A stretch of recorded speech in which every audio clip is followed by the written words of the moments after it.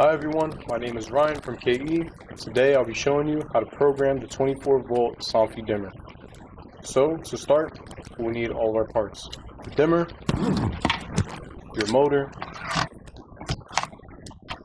your cable, your lights, and your remote. So firstly, we're going to start by connecting the dimmer to all the parts. We'll connect it to the motor first. So if you look at the Somfy dimmer, you'll see there's translucent side. These are for the lights, and then you'll see the solid color side. This is for the motor and the cable. If you look at the end, you'll have two different cables. One is a female connection, one is a male connection. For the motor, we're going to use the male connection. This is covered by a cap. So if you look closely at it, there's a locking mechanism, which all you have to do is twist and pull, and the cap comes right off. And from there, you'll take your motor and your dimmer, and on the male connection, there is a line that allows you to line it up with the motor. You securely fasten it, push up the locking mechanism, twist it, and it is locked in there.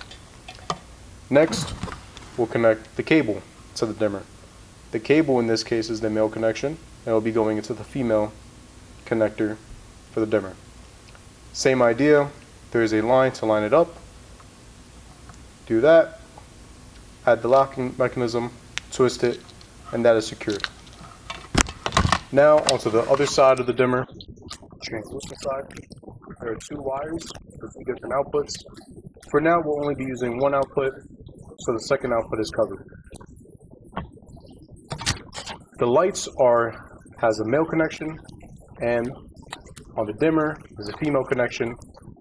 This one, you just put it right in, and on your lights, you'll have a locking mechanism, the clear plastic, which you twist on, and now it's fastened together. Now that all these parts are connected, you're going to want to take your power source and connect your cable. As you see, lights flashed. You may also get your motor to jog, but as long as there's power flowing, everything's connected. With your Somfy remote, we're going to go to the first channel. When using this remote, you want to make sure you click very close to the center so you can get a good register that you press the button. Sometimes when you press it really far out, it will not register. So I'll start by holding the up and down button at the same time, and you're going to see what happens here. We got both a motor response where it jogged, and we got our lights to flash. In this situation, the motor will take priority. So you'll see if you press any buttons on the remote, only the motor will respond and the lights won't, because it has taken priority. What you want to do is you want to program your motor and make sure everything is set and good to go. Now when you get to the lights, you just want to switch channels by pressing the button down below. I'm going to switch it to the second channel. Here, you'll press the same buttons as you did before.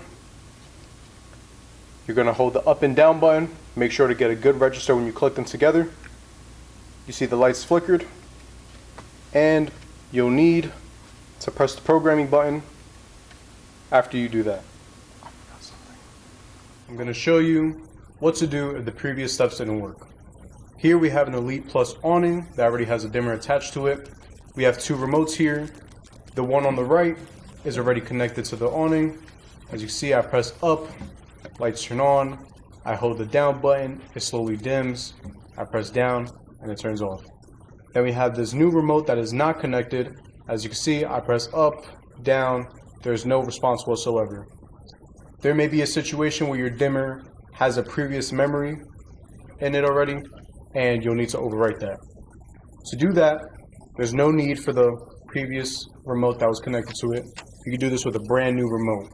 We're going to do a reset where we're going to unplug it from a power source for 20 seconds, plug it in for 7 seconds, unplug it for 20, and turn it back on. we're going to get a flash with the lights, and then from there, with a remote that's not even connected to the dimmer, we'll be able to overwrite the dimmer's memory. So here, we have it connected to an extension cable, and I'll start by turning it off for 20 seconds. Turn it back on.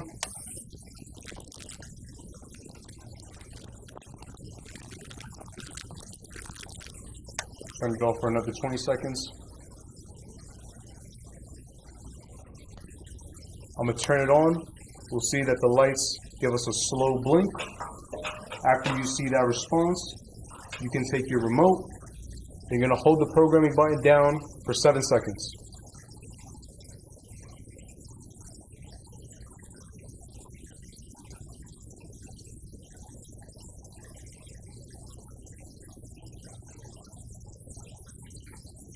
So I continuously held the programming button until I saw the lights give me 2 slow flashes.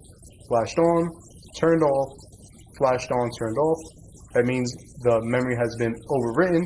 It is a clear, fresh dimmer.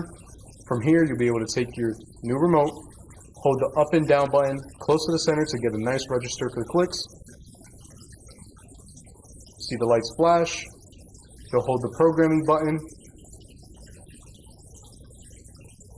You get another flash, and now your new remote is connected to the owner. Now, say if, as you saw, I pressed it and the lights didn't turn off, but I pressed it a second time. Sometimes you have to press the button multiple times, signal isn't reached, so it's okay to play around with it.